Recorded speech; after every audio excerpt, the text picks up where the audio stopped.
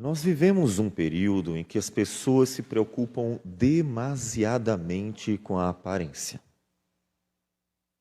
Podemos ver isso, por exemplo, na moda. Ela está constantemente tentando dizer o que as pessoas devem vestir. As pessoas se preocupam com o que elas podem mostrar. É até mais do que o que elas têm. Na verdade, é mais para que os outros vejam do que para que elas realmente tenham um bem-estar, uma qualidade de vida. E quando isso entra na igreja, se torna um problema de dimensões monstruosas. Quando o cristianismo ele passa a viver de aparência, então nós esquecemos das coisas mais básicas que o Senhor Jesus ensinou. Nós vemos que muitas pessoas se preocupam demais com a roupa, quer pregador, quer mesmo os cristãos de uma forma geral, e mostra para todos, talvez até mesmo que tenha uma Bíblia debaixo do braço. Há preocupações com o prédio e a forma como as pessoas o veem, há preocupações com relatórios para que as pessoas vejam quantas coisas aquela pessoa está fazendo. As redes sociais só aumentaram a vaidade da aparência. E há muita, então, tentativa de se expor para atrair aos olhos e os aplausos daqueles que podem ver. Isso é muito ruim. E nós podemos ver que isso é muito ruim nos evangelhos. Porque quando o Senhor Jesus chegou, o Senhor Jesus encontrou uma sociedade de aparências. Sim. E nós veremos exatamente isso. E nós não queremos que os irmãos que vão se tornar membros da Igreja Presbiteriana do Brasil, eles vivam de aparência. Não queremos de modo algum que sejamos uma igreja que apenas quer mostrar uma aparência, mas quando o coração pode não estar bem como deveria. E o Senhor Jesus, ele bateu de frente com aquela geração exatamente por causa disso. Tanto que Cristo várias vezes teve que chamar a atenção dos líderes de Israel, como acontece, por exemplo, no capítulo 23 de Mateus, quando Jesus diz no versículo 27 e 28, ai de vós, escribas e fariseus hipócritas, porque sois semelhantes aos sepulcros caiados, que por fora se mostram belos, mas interiormente estão cheios de ossos de mortos e de toda imundícia. Assim também vós, exteriormente, pareceis justos aos homens, mas por dentro estáis cheios de hipocrisia e de iniquidade. Você imagina quanto ódio não se voltou contra Jesus ao bater de frente com o que era mais profundo no coração daquela geração. Eu gostaria que você ouvisse também, para que você possa viver a sua vida perante Deus com um coração aberto. Porque o Deus da glória, Ele não está vendo apenas a sua roupa, Ele está vendo o seu coração. E Ele julgará a sua vida, não pelas bonitas roupas que você vestiu, pelos bonitos relatórios que você prestou, pelos cargos interessantes que você assumiu, ou coisas parecidas. Ele julgará você pelo seu coração. Vamos abrir a palavra do Senhor em Mateus capítulo 5. Mateus capítulo 5.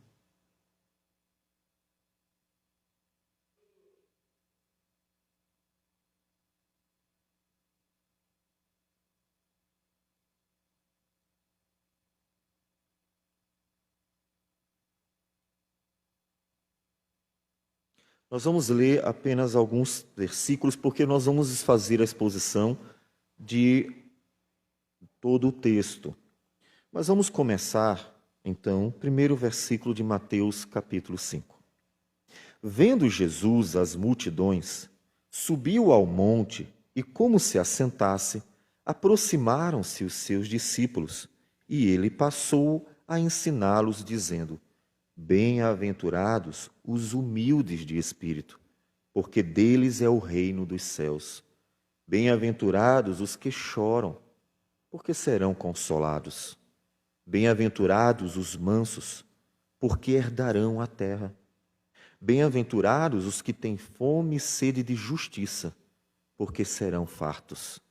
Bem-aventurados os misericordiosos, porque alcançarão misericórdia. Bem-aventurados os limpos de coração, porque verão a Deus. Bem-aventurados os pacificadores, porque serão chamados filhos de Deus. Pulando para o versículo de número 17. Não penseis que vim revogar a lei ou os profetas. Não vim para revogar, vim para cumprir. Porque em verdade vos digo que até o céu e a terra passem, nem um i ou um tio jamais passará da lei, até que tudo se cumpra. Aquele, pois, que violar um destes mandamentos, posto que dos menores, e assim ensinar aos homens, será considerado mínimo no reino dos céus. Aquele, porém, que os observar e ensinar, esse será considerado grande no reino dos céus. Porque vos digo que se a vossa justiça não exceder em muito a dos escribas e fariseus, jamais entrareis no reino dos céus. Vamos orar. Deus amado, glorioso teu nome. Fala conosco, porque precisamos ouvir a tua voz, porque o Senhor que conhece o coração de cada um aqui, sabe exatamente o que dizer. E a tua palavra é o teu poder para salvar, porque é por meio dela que o teu Espírito opera poderosamente e eficazmente no coração do pecador. Assim, Deus, clamamos, fala conosco. Queremos ouvir a tua voz, ecoando poderosa como as muitas águas sobre os nossos corações. É o que nós pedimos em nome de Jesus. Amém, Senhor. Amém.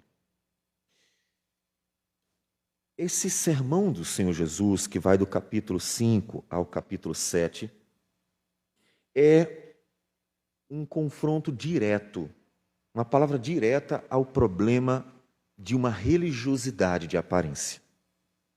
Os fariseus, os doutores da lei, os escribas, os saduceus, os sacerdotes, ensinavam muito ao povo a fazer coisas que eram aparentes. Jesus, por exemplo, falou que eles se preocupavam com o lavar dos copos, mas esqueciam de lavar o coração. Eles se preocupavam com a roupa, eles faziam de tudo para mostrar uma religiosidade. Eles viviam de tal modo de aparência que estavam dando lei em cima de lei, lei em cima de lei, para que o povo tivesse práticas diante dos outros o tempo inteiro.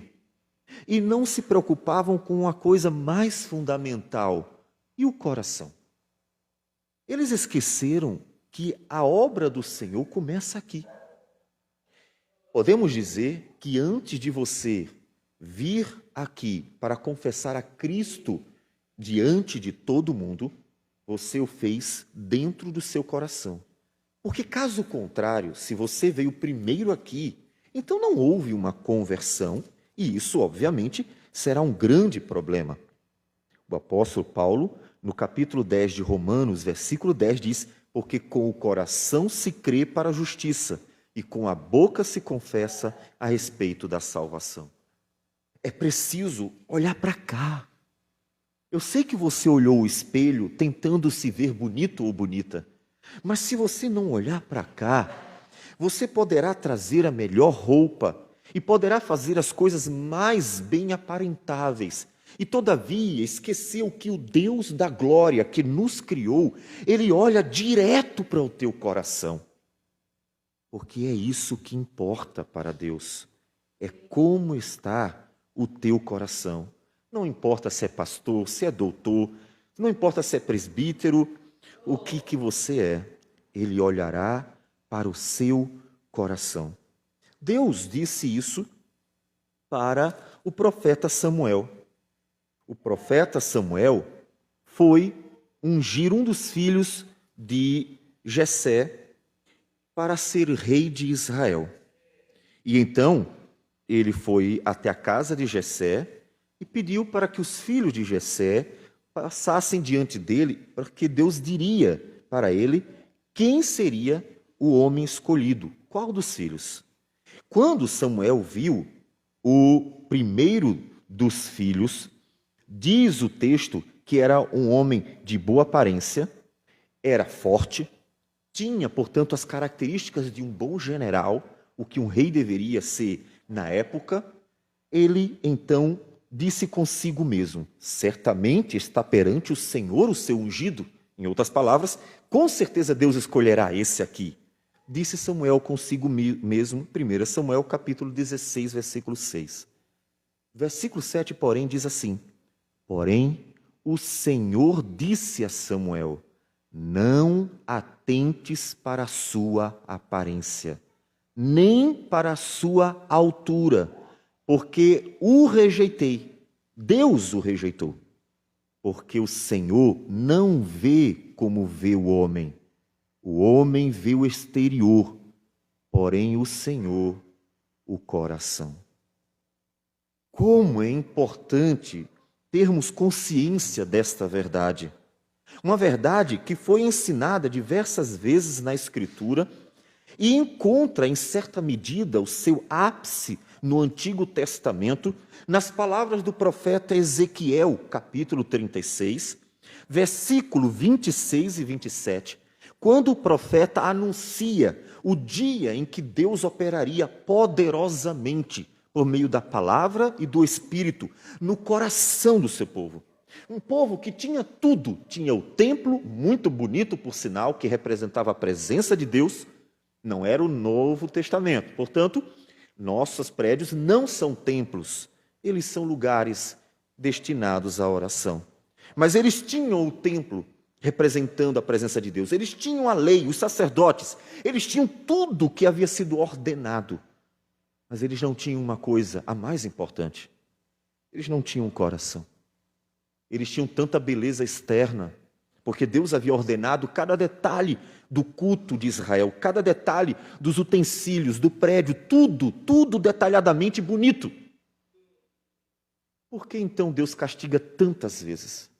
Por que Deus tantas vezes precisa trazer juízo sobre aquele povo que vivia em pecado, como nós inclusive lemos em Isaías hoje mesmo? Porque eles não tinham o mais importante. Eles não tinham um coração que realmente amasse a Deus. E o grande mandamento da lei é: amarás o Senhor teu Deus de todo o teu coração. Por isso, o profeta Ezequiel anuncia o dia em que Deus trabalharia o coração do povo, dizendo: dar-vos-ei coração novo, e porei dentro de vós espírito novo. Tirarei de vós o coração de pedra, e vos darei coração de carne. Porei dentro de vós o meu espírito, e farei que andeis nos meus estatutos, guardeis os meus juízos e os observeis. Porque o problema estava aqui. O problema de muitas famílias não é a falta de uma Bíblia dentro de casa. Pode até ser que não tenha. Podemos encontrar para você se você precisar. Mas o problema do homem e da mulher é a falta de um novo coração para amar a Deus. E Jesus está indo direto ao ponto.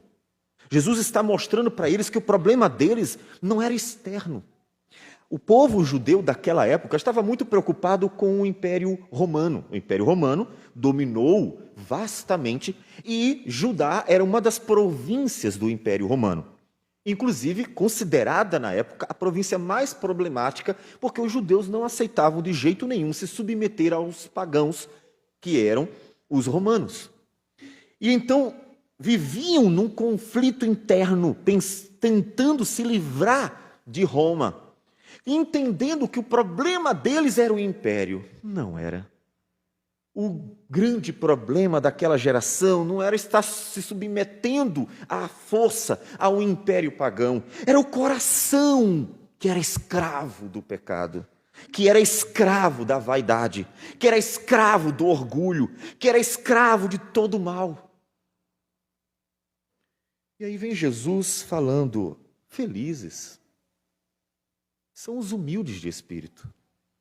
E observe que todos os termos apontam para uma questão do coração. Humilde de espírito, não a vaidade. Os que choram e não os que estão expondo suas alegrias. Os mansos e não os que estão esbravejando sua glória. Os que têm fome e sede de justiça, portanto, não são os que estão julgando injustamente e que estão liderando o povo. Os misericordiosos e não aqueles que estão dominando a seu bel prazer. Os limpos de coração e não aqueles que faziam mal ao povo. Percebe que Jesus está falando de coisas do coração. E vamos ver mais ainda. Por isso que ele diz, olha, eu não vim revogar a lei. Olha, eu não estou dizendo a vocês, esquece a lei, tudo isso não, nada disso mais serve. Não, é o contrário. O cumprimento da lei se dá a partir do coração. Portanto, se vocês não começarem com o coração a amar a Deus e a viver a religião a partir do seu coração, vocês não vão entrar no reino de Deus, porque Deus não está interessado se você é doutor, se você é pastor, ou no caso ali, se você era sacerdote, sumo sacerdote, se você era escriba ou doutor. Ele não quer saber qual a roupa que você veste e nem se o prédio onde você está é bonito e formoso. Ele não quer saber seu status e aquilo que você tenta mostrar para as pessoas.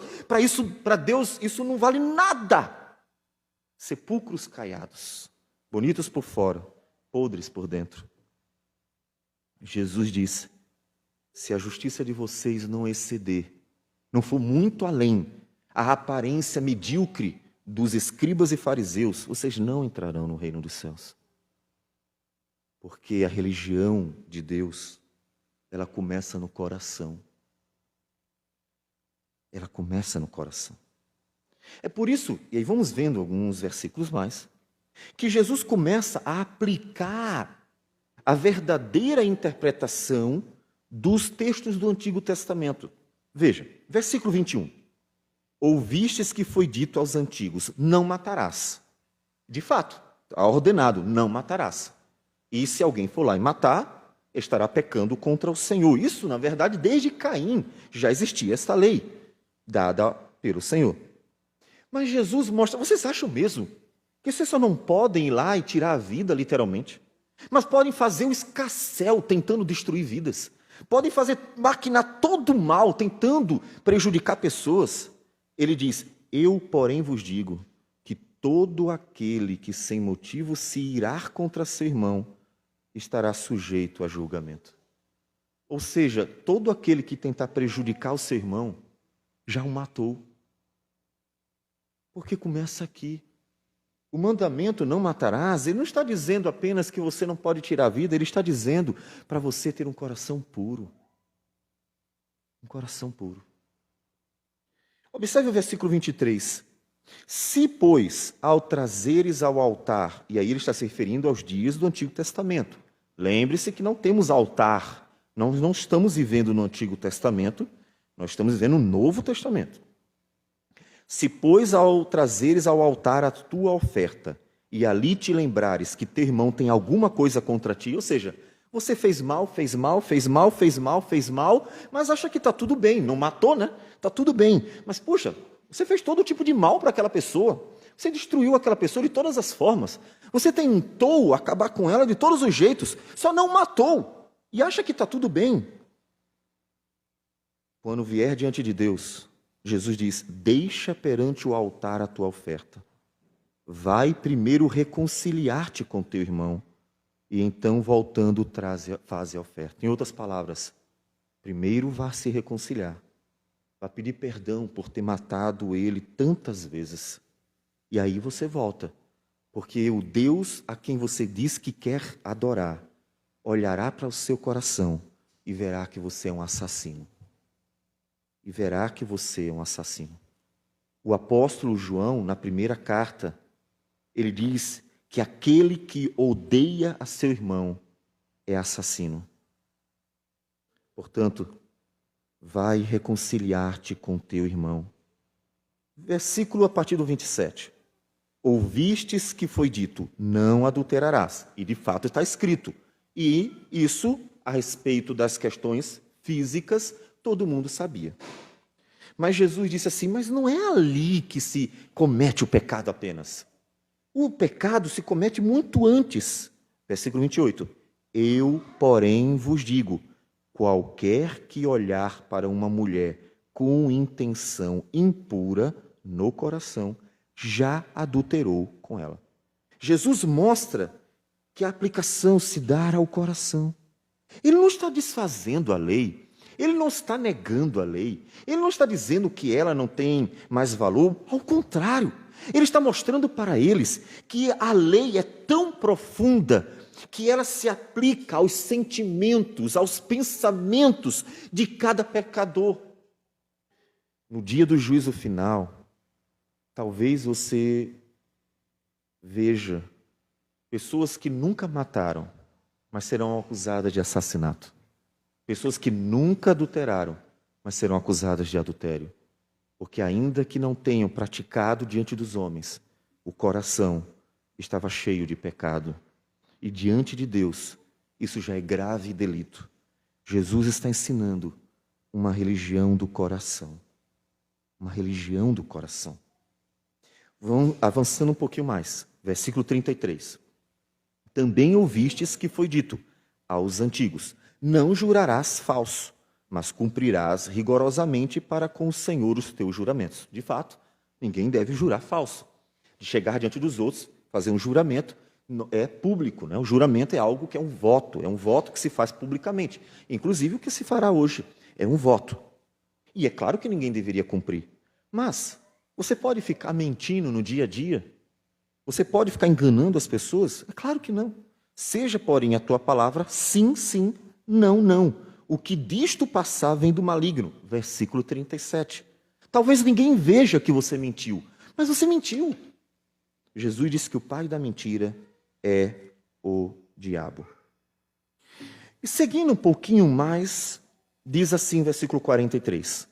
Ouvistes que foi dito, amarás o teu próximo e odiarás o teu inimigo. Eu, porém, vos digo, amai os vossos inimigos e orai pelos que vos perseguem, para que vos torneis filhos do vosso Pai Celeste, porque Ele faz nascer o seu sol sobre maus e bons e vir chuvas sobre justos e injustos.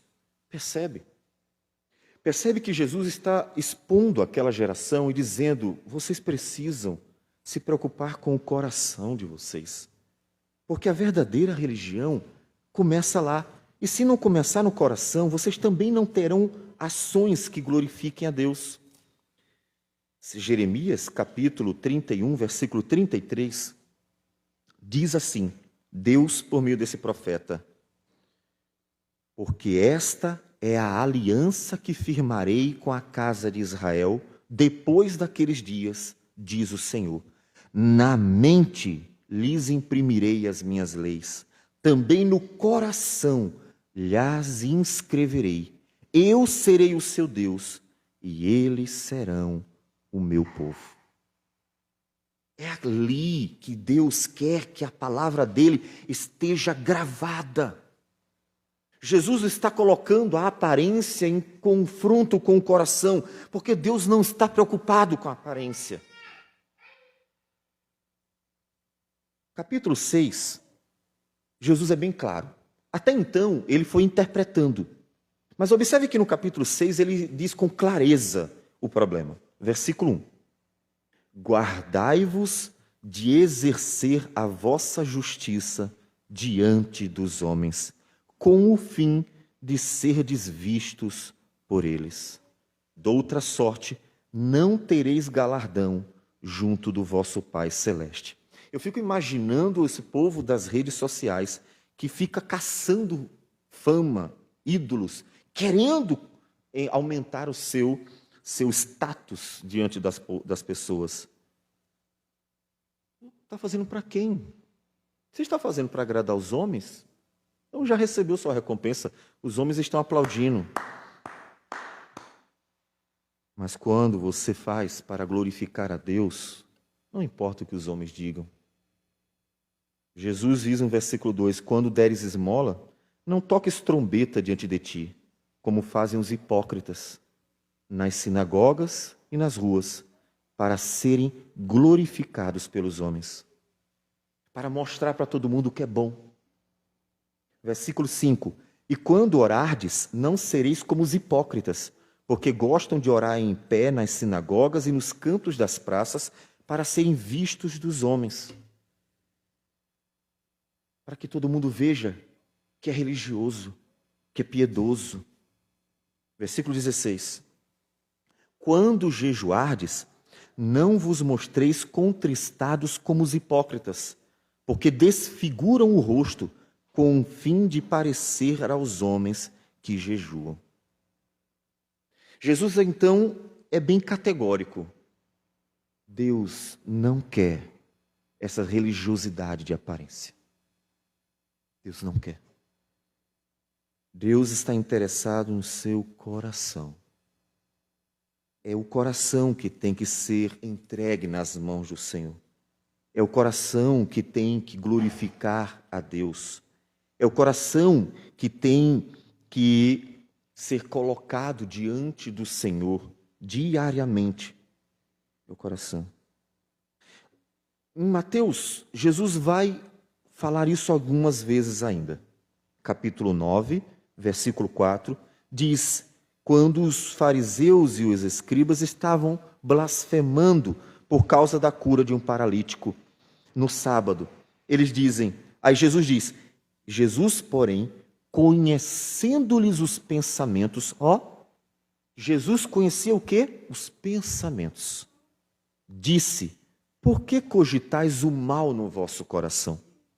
Fariseus e escribas, tão bem arrumadinhos, provavelmente estavam bem arrumadinhos, hoje estariam de paletó e gravata. Estavam tão bonitos, esbanjavam vaidade. Jesus olha para o coração deles e diz, a maldade no coração de vocês. A maldade no coração de vocês. Não sorria para que as pessoas vejam seus dentes. Sorria para mostrar agrado. Sorria porque o coração está satisfeito. Mais à frente, Mateus 12, versículo 33, diz assim, ou fazei a árvore boa e o fruto bom, ou a árvore má e o seu fruto mau. Porque pelo fruto se conhece a árvore. Raça de víboras, como podeis falar coisas boas sendo maus? Porque a boca fala do que está cheio o coração. Jesus quer que aquela geração se converta de todo o seu coração ao Senhor. Se converta de todo o seu coração mesmo. Uma geração que o coração ama a Deus e não apenas os lábios proferem o seu nome, porque Deus se agrada do coração. Capítulo 15, versículo 18, Jesus diz mais, rebatendo os fariseus e os escribas, mas o que sai da boca vem do coração, e é isso que contamina o homem, porque do coração procedem maus desígnios, homicídios, adultérios, prostituição, furtos, falsos testemunhos, blasfêmias. São essas as coisas que contaminam o homem, mas o comer sem lavar as mãos não o contamina. Onde está o seu coração? Onde está o seu coração? Você não deve estar apenas aqui. O seu coração precisa estar no Senhor. Porque Deus conhece o nosso coração. Aquela geração inteira foi julgada por Deus. Não foi por acaso que em 70 depois de Cristo, Jerusalém caiu pelo Império Romano, destruída. Você pode pensar, é porque o império era muito forte, os judeus eram muito chatos, então destruíram. Não. Em Mateus 24, Jesus proferiu a queda de Jerusalém. Jesus disse que viriam dias em que não ficaria pedra sobre pedra do templo de Jerusalém, porque seria o juízo de Deus contra um povo que, mesmo com a visitação de Jesus, rejeitou a Deus em seu coração. Eles que tantas vezes estavam ali junto a Jesus, comendo do pão multiplicado, vendo as curas, milagres, tudo isso realizado diante dos olhos deles, mas que no dia determinado pelo Senhor, clamavam: crucifica-o, crucifica-o. Deus, quando converte o coração. O seu coração foi convertido ao Senhor. O seu coração foi impactado pela palavra para um viver novo, uma vida nova. Ou a única coisa que você mudou foi de roupa.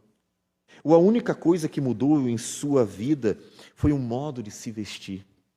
Ou a única coisa que mudou na sua vida foi um novo endereço para dominicalmente você ir à igreja com a família, como se fosse uma programação familiar diferente da semana. Em Gálatas capítulo 2, versículo 20, Paulo conta o que Deus fez na vida dele. Logo, já não sou eu quem vive, mas Cristo vive em mim. E esse viver que agora tenho na carne, vivo pela fé no Filho de Deus, que me amou e a si mesmo se entregou por mim. Algo aconteceu na vida de Paulo, começando aqui. É verdade que Jesus apareceu para Paulo na estrada indo para Damasco. É verdade que algo visível aconteceu. Deus manifestou ali sua glória e sua misericórdia. É verdade. Mas aquilo que aconteceu externamente diante de Paulo foi só um momento. Mas o que Deus operou na vida de Paulo a partir daquele dia foi mais profundo, porque Deus operou aqui. Foi aqui que Deus operou. E diz o texto que por 3 dias Paulo ficou em jejum, quieto, calado, meditando profundamente naquilo que Deus estava fazendo na sua vida, a partir daquele momento. O que Deus operou na vida daquele homem ranzinza e matador, que estava pronto para aprisionar cristãos da cidade de Damasco, foi tão profundo que este mesmo homem saiu daqueles 3 dias disposto a dar a própria vida por aqueles que outrora estava pronto para matar. E você? O que mudou na sua vida quando você conheceu a Jesus? Se tudo o que mudou foi o prédio, a roupa, o status, se tudo o que mudou foi sair daí e vir para aqui, se tudo o que mudou foram coisas aparentes, nada mudará no dia do juízo final. Para que no dia do juízo final a realidade do pecador mude, de um pecador debaixo da ira do Todo-Poderoso, que julgará de forma reta, justa, cada pensamento e cada sentimento, cada ação e omissão de cada pecador. Para que aquele dia mude para o pecador, é preciso que o seu coração mude antes. Ele mudou? O que mudou no seu coração? A conversão é uma obra poderosa de Deus no coração do pecador. Se ela não acontecer, nada mais importará. Irá para o inferno o pastor, o presbítero e o diácono. Irá para o inferno o membro e o congregado. Irá para o inferno aqueles que estavam nas catedrais e aqueles que estavam nas tribos. Irá para o inferno qualquer um que, tendo vivido com o coração longe de Deus, desprezando o Senhor que vê o coração, verá no último dia Deus julgar cada pensamento e cada sentimento do coração. Portanto, você precisa sair daqui olhando para dentro de si. Aproveitando aquilo que Paulo fala sobre a ceia, examine-se o homem a si mesmo. Saia daqui com o coração profundamente rasgado, quebrantado. Como disseram os profetas, não rasguem as suas vestes como símbolo de arrependimento, rasguem o coração, porque é este que é a fonte da vida. É o coração que é a fonte de todas as nossas ações, de nossos pensamentos, de nossas atitudes, de nossos sentimentos. É o coração. Se o seu coração não for mudado por Deus, quem mudará? Eu? Ah, não. Eu sei que tudo o que eu posso fazer é anunciar com fidelidade a palavra de Deus, confiando plenamente que ela é o poder de Deus para a sua salvação. Todavia, eu não posso mudar o seu coração, porque é uma obra que só Deus pode realizar. Então saia daqui clamando a Deus: ó Deus, tem misericórdia de mim. Não mude a minha roupa, não mude meu carro, não mude a minha casa, não mude meus bens, dai-me um coração novo. Clame para que Deus opere dentro de você, porque você pode ter o mundo inteiro, e Jesus disse: de que adianta? E no último dia, perder o que você tem de mais valioso, a sua alma. Palavras do próprio Senhor Jesus. De que adianta ganhar o mundo inteiro e perder a sua alma? Então saia daqui pronto para Deus mudar o seu coração, clamando por misericórdia de Deus para mudar o seu coração, porque tudo que importará no último dia é como estará o seu coração. Tudo que importará no dia do juízo será o coração que Deus olhará e julgará os homens pelo estado dele. Porque é este coração que é a fonte da vida. É este coração que é a fonte de todas as nossas obras. Então eu pergunto: como está o seu coração? Como está